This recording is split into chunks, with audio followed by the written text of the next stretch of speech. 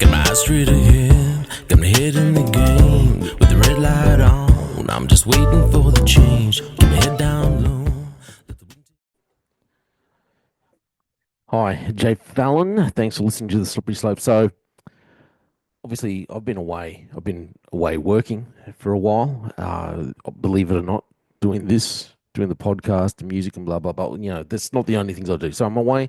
I'm out west a bit, working, doing that kind of thing, reading the news. But you know what? Well, something I've observed. I think it's gotten a little worse or maybe the last 6 to 12 months. But especially reading the news lately, it is almost as though I'm going to say Australians as a whole, are not thinking clearly. And it goes from our leadership down. We just, we cannot, we've lost the ability to think wisely about things, to think rationally, to make coherent decisions that really make sense. We just blindly follow after anything that a leader will stand up and say something completely incoherent sometimes. And everyone just jumps on board and follows it. And it doesn't make any sense. No sense whatsoever. Or people just cannot make rational and sane decisions. But this isn't just the public, even our leadership in general. I want to go through a few articles which to me just speaks of the lack of leadership, the inability to lead. It seems like we have a population and leadership which um, have a reprobate mind.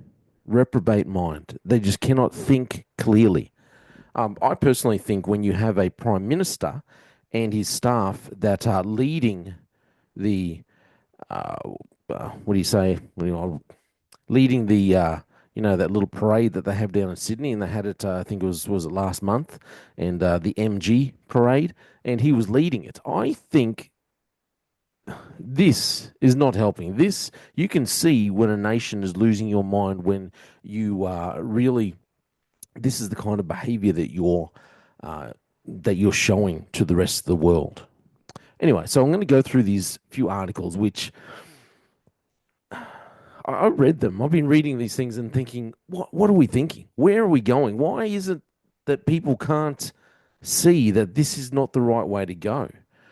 Okay, so obviously the first one I want to talk about is prosecutors to appeal Christian with the K White's sentence. The son and daughter of Claire Nowland have spoken exclusively to Nine News after former New South Wales police officer Christian White was spared jail over the 95-year-old's manslaughter. And now I'd already posted a video of all this that had gone on. The judge in this instance just did not seem to be able to make sense. His justification for giving Christian White just community order, and the way he justified it, well, this isn't a crime where we want to you need deterrence. Well, no, maybe you don't need deterrence. I would argue the point because I think police do need more of a deterrence. They need to think they've got they've got a lot of responsibility, and they need to pay more attention to their behavior and the decisions that they make. They are walking around with weapons. They need to be able to consider these things more prudently and not just, oh yeah, okay, like the Christian White says, walks in there 3 minutes later. Well, he was with a sergeant. She was unable to help, be of any assistance at all. So I don't know why you even bother having a sergeant standing next to you. She can't do a flipping thing.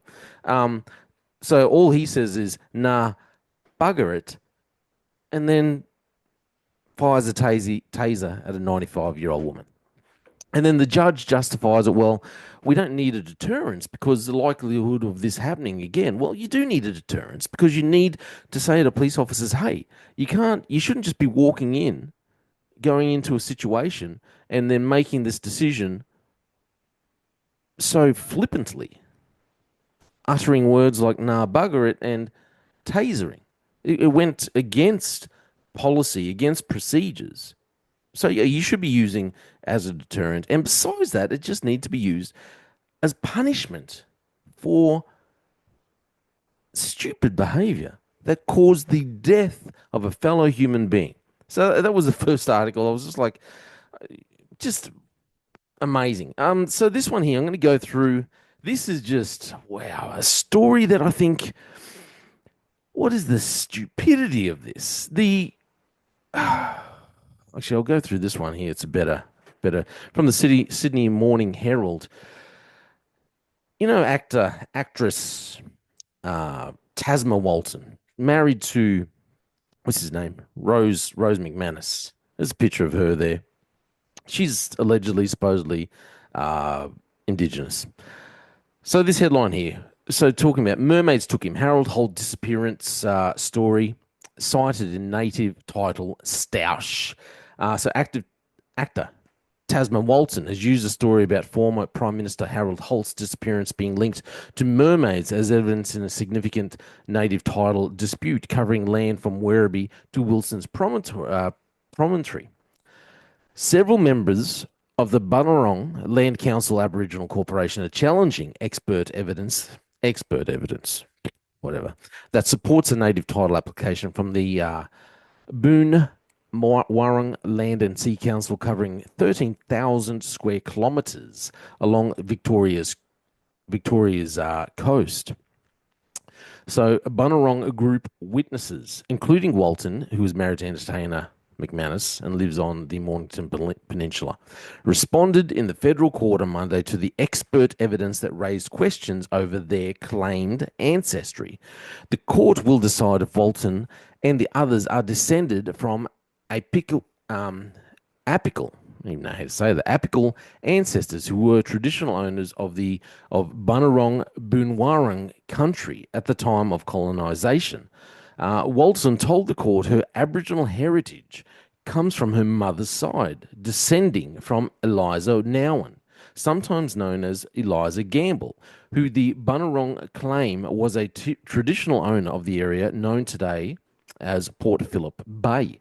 The Bunurong group claimed Nowen Gamble and two other Aboriginal women were taken from the area by sealers in the early 1830s. 1830s. So she's claiming this is her, comes from her mother's side, sometimes known as Gamble, who Bunurong was a tradition of the two other Aboriginal women. So this would be her, something like her great grandmother, 1830. She's known her grandmother. Anyway, I don't know, it's a bit of a stretch, I think. Walton told the court how, over a period of years, her grandmother, this isn't the woman from 1830, her grandmother, passed down Bunurong cultural knowledge in the form of stories containing cultural lore. The origin of these stories was Eliza Nowen Gamble, Walton said. Much of the cultural knowledge was imparted to Walton in the mid to late 90s when her grandmother visited Melbourne from Western Australia. So the grandmother's from Western Australia. Supposedly she's a traditional owner from Victoria, but no, someone is. At the time, Walton was working on Blue Healers, living in St Kilda. We probably all remember her from Blue Healers. When the program's grueling schedule Walton said she would take her grandmother on excursion around Port Phillip Bay to the southeast of Melbourne. On one of these outings, the pair visited a beach on the Mornington Peninsula where her grandmother told her the old Prime Minister disappeared. Here's a picture. If you're watching this on video here, this is a picture here of Harold Holt, former Prime Minister Harold Holt, at Portsea in 1966, where he disappeared in heavy seas 1 year later. It's with his spear gun there. So, Holt disappeared after swimming. Walton said her grandmother had told her Holt shouldn't have been swimming there. This is the supposed wisdom from the grandmother. Asked by the Bunurong lawyers why, Walton told the court, well, that is mermaid country. Mermaid country. Just let that sink in for a second. Mermaid country. Her belief was that mermaids took him. Walton said identifying as indigenous was important to her. Apparently, this is traditional indigenous folklore about mermaids taking the Prime Minister in 1967. Okay. Genealogical evidence in an expert report provided by Dr. Ian Clark that supports the application of the Boon Wurrung group disputes the Bunurong Boon Wurrung heritage of Nowen Gamble. This is as in Walton's grandmother, instead posing that she may have been a Tasmanian Aboriginal woman taken early by white sealers who went on to establish a settlement or temporary camp at Western Australia, Victoria, Western Port, Victoria from the 1820s. 1820s. Remember, 1820s, which would have made this woman maybe a great grandparent. That's 200 years ago. How many generations? The Boon Wurrung application lists three women, Marjorie Munro, Anne Munro, and Louise Briggs, as apical ancestors and traditional owners. Walton said Nowen Gamble was taken to Western Australia, where she died in Albany in the southwest of the state in 1867. She recalls in court growing up in social housing in the 70s and 80s in Geraldton, WA, where she said she was born, although Walton, her mother, and her grandmother did not identify publicly as Aboriginal, as I love it. So they never identified publicly as Aboriginal. It was known within her family. Walton also was often treated as Indigenous due to her appearance, including sometimes being targeted by racial epithets. She said she believed her grandmother learnt the stories from oral tradition, handed down oral tradition. Seriously? The Prime Minister went missing in 67. That's so it sounds like some grandmother's just made up a load of crack. Oh, anyway, that they were of traditional Bunurong origin. How was that? So the mermaids, traditional. So here's the story comes up later on. Basically, this is the outcome of it all. The judge has apologized for the abuse. Justice Bernard Murphy said it was regrettable that Walton had been subjected to online abuse and implicit threats about her role in the case because of the online commentary and abuse posted by keyboard warriors who did not have their courage to put their name to it.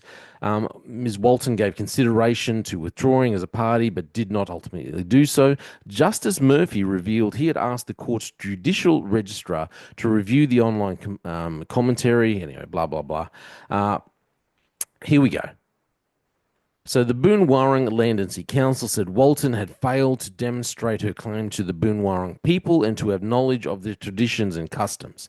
But Justice Murphy, another judge who doesn't seem to be able to think clearly, noted that proof of events about allegedly abducted Aboriginal women, their connection to land and genealogy from around 200 years ago, was not something easily established by official records. He said it was appropriate in such circumstances to rely on family history records passed down by oral tradition, such as Walton had described. I found her to be an honest witness who gave evidence which reflected her genuinely held beliefs. And so thus we have the story of the mermaid. Apparently, the mermaid and a few other things provides evidence that she must be Indigenous from Victoria. Thus, she is a part of this traditional land claim. It's a bold strategy, Cotton. Let's see if it pays off for them. You've got this genealogist who comes up and says, well, we actually have traced things back and believe that it's more likely that Walton's family comes from Tasmania. Has anyone ever heard of this newfound ability to do DNA testing? It's amazing. It is amazing. I have seen some people now, our family, my mother's family, and my father's family.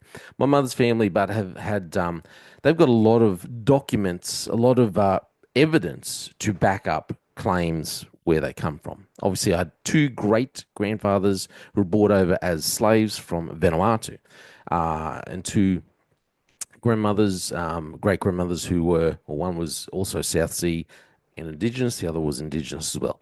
So, but I also have, and I've seen family members who have DNA evidence as well to back up the documented evidence of these claims. So it's not just a claim from oral tradition and blah, blah, blah.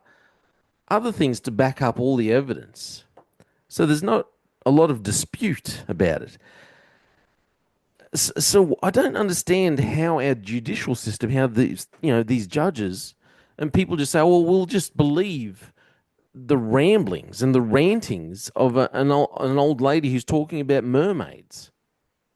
And a group of people who never, not just the daughter, not just the granddaughter, also the mother and the grandmother, none of them ever claimed, it said there, none of them ever came out and said, yes, we are indigenous in the public. You never claimed it earlier in life, but now when there's land, money involved, ooh, I'm a black fella. It seems like I said, we've lost our mind. I don't mean to be, okay. I have obviously, I do have a lot of respect for people who want to chase up their heritage and look at their indigenous connections. But let's not be naive. Let's not be silly about it. We still need to go down the proper pathways and confirm these things, get the evidence.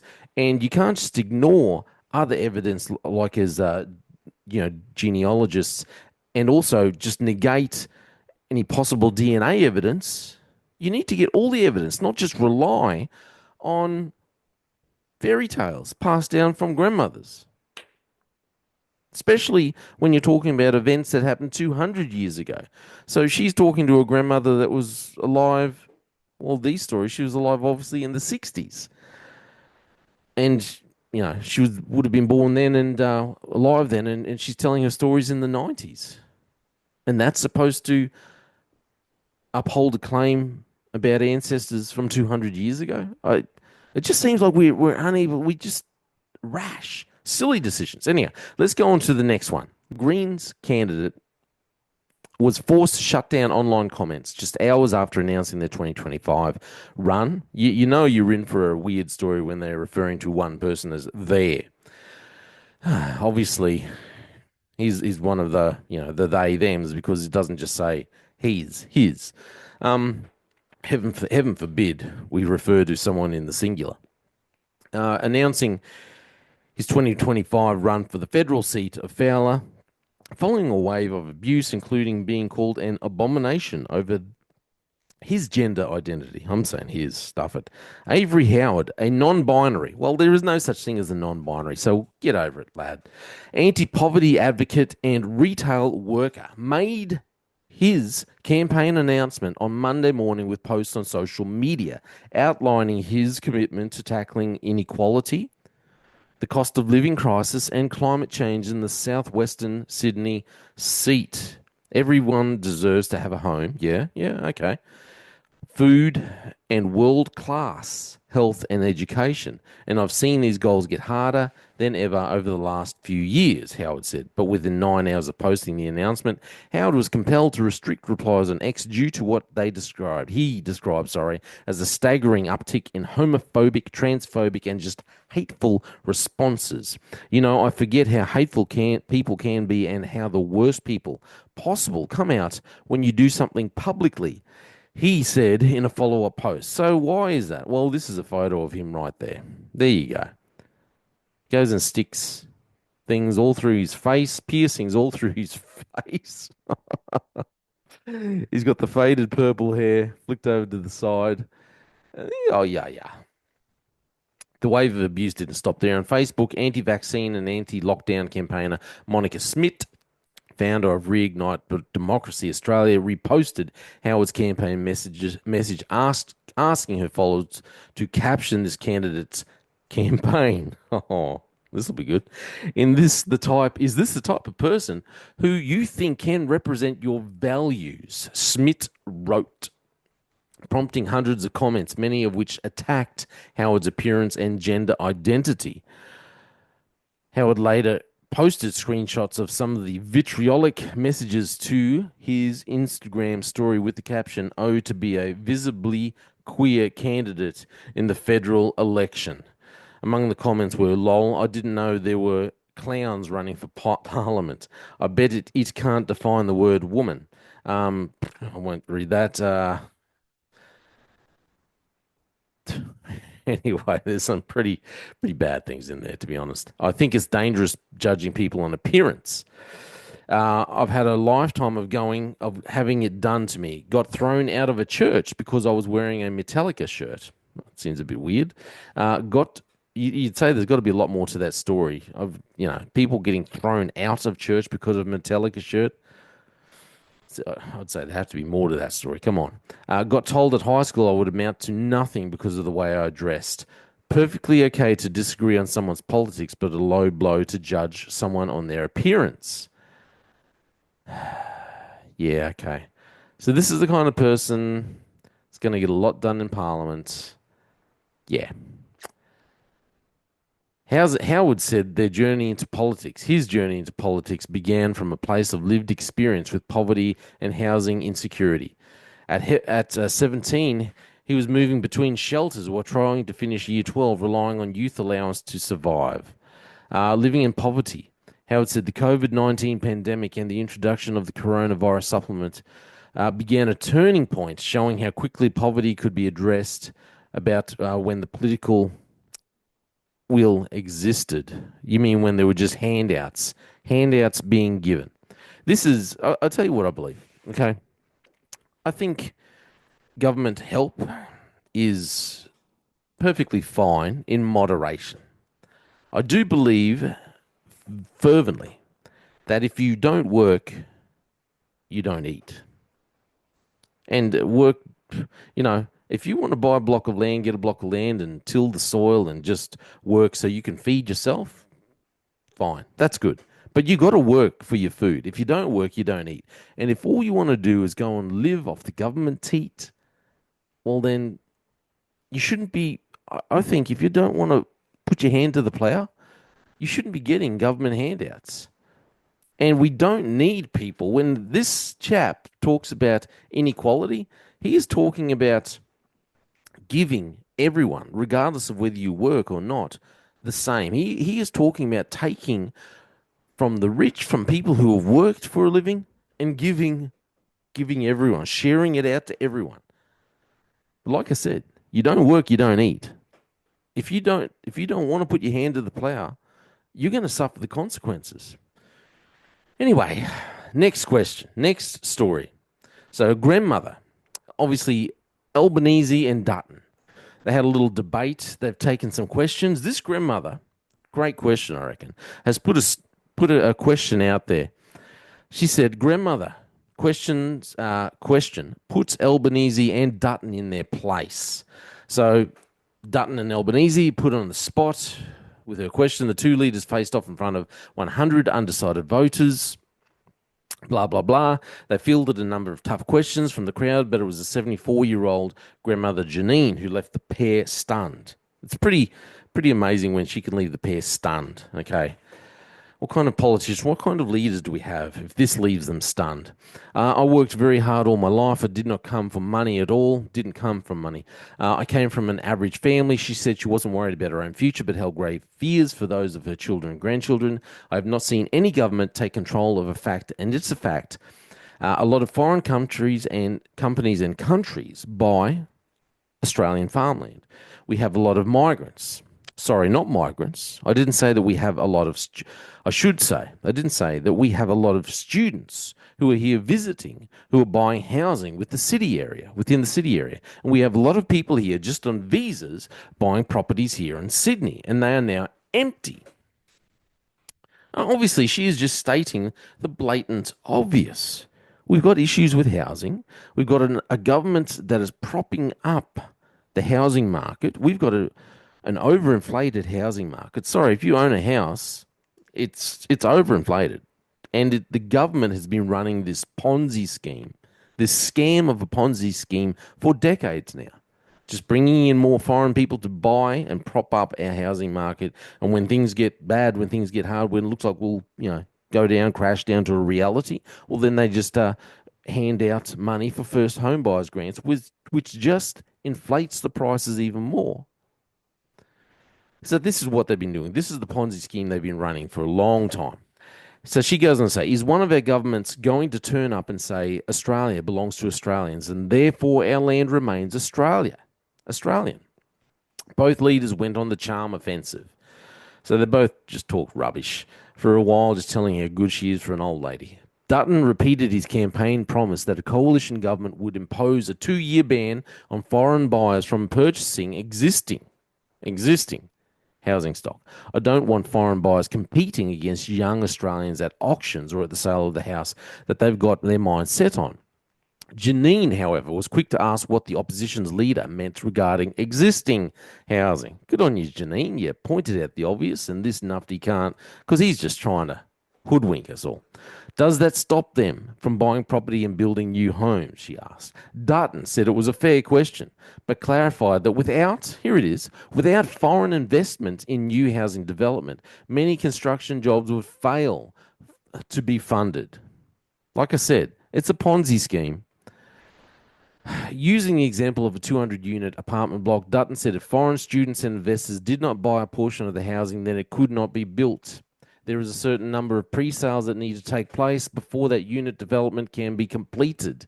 So if they don't get the pre-sales, they don't get the finance. It's only because they have made housing so expensive, so inaffordable for your average Australian. This is the whole reason why we've got so many homeless people. We just keep inviting new migrants in that can buy up the houses in cash, that have got the money to buy a house. You have to have something like $500,000 just to be able to come into the country and live. So as long as you've got the cash to do it, that's what they want. It overinflates their market. Your average Aussie and all these young people cannot buy. You cannot buy in Sydney when your medium house price is just over $1 million. Seriously, for your first house. It just causes housing prices to go up. And this is why we've got such a large number of homeless people all across the nation. They do not give a flip about Australians who live in this nation. We have got politicians that don't give a flip. They don't care. And all they care about is the housing market and pushing the inflation, pushing the prices up higher. That's all they're doing. That's all they're doing. They don't really care about Australians. And this is what she's pointing out. And he's offering up excuses. And this is because these two, Albanese said his policy was basically the same as Mr. Dutton's, but managed to avoid mentioning anything about existing housing in his answer. But Labor's legislation specifies that its ban also only prevents foreign investors from buying existing homes and does not cover future housing. This is the problem. We have got leaders who are basically the same. Albanese, Labor Party, and the Liberals, they don't really stand for anything. All they want is to win the election, feather their own nests. That's all they're looking at doing. They don't stand for anything. That's why they always fall for nothing. They fall for nothing because they don't stand for anything of substance. They don't really stand, they don't believe in anything other than looking after themselves and their mates. And now, speaking of that, let's go to this article here. This was in the Courier Mail. Regrets, candidate has a few. This is an LNP candidate. So, LNP candidate who handed out MAGA-inspired trinkets at the campaign launch of his must-win Queensland seat, previously blamed feminists for aiding Donald Trump's US election loss and labelled China a grub of a country. Well, seriously? Don't we all think and believe and know that China is a grub of a country? China, currently, they've lost $18 trillion in their real estate market. Trillion. And they're still trying to hide the truth on how their economy is going. Their economy is in free fall. Anyway, so they are a grub of a country. Anyway, LNP hopeful for Cairns-based Leichhardt, Jeremy Neal, also railed against COVID-19 restrictions and vaccines and said the ABC should be defunded. Now, I would agree with all of these things. ABC should be defunded. Neal last night defended the now deleted post from between 2020 and 2022 as simply being poorly worded. Like I said, if you believe something, stand up for what you believe. Don't renege on something you've said. Okay, if you've said something and you've realized it was wrong, fine. Go ahead, apologize, say, hey, I was wrong, I was mistaken, I was given the wrong information, whatever, but I shouldn't have said it and I was wrong in what I said. But no, he's just offering an apology and some excuses because at the end of it all, he doesn't really stand for anything. He just wants to get elected, just looking for power and money for himself. If you don't stand for anything, you fall for anything. Stand for nothing, fall for anything. That's what I'm looking for. So he offered an apology while also noting a majority of the posts were written during the COVID-19 pandemic when, as a paramedic, he was on the front line dealing with extremely traumatic incidents. So he was seeing it all. That had a profound impact on him. It had a profound impact. So now, like I said, unfortunately, because all he wants now, all he can think about is he wants to get elected. And I'm not going to stand up and stand by my beliefs. I'm not going to stand by my convictions. I'm not going to stand by and say, hey, the mandates were wrong. The jab wasn't all it was cracked up to be. Our human rights were being flouted, were being destroyed. Our governments were not standing up and standing by their people. No, because he now wants power. He doesn't stand up for his beliefs. It's like, oh no, I've been called out. I said these things. Standing up, standing for nothing, not standing by his convictions, his beliefs. It seems to me that we in Australia have just got leaders and potential leaders, people putting their hand up who don't really stand for anything. They just flail about. They all stand up on the high moral ground, but the high moral ground to them is whichever way the wind is blowing. We don't have any leaders that stand on principles. I would hope stand on biblical principles. Stand on convictions, biblical convictions, stand on beliefs that really take the country forward. Instead, we have people like Dutton and Albanese that just seem to be blown around in the wind, or too busy leading parades with lots of colours around to really be true leaders. Anyway, these are the stories that really piqued my interest lately, and I think are a indictment of where we are as a nation. We have lost our way. This is all my opinion. I'm Jay Fallon. Thank you for listening to The Slippery Slope.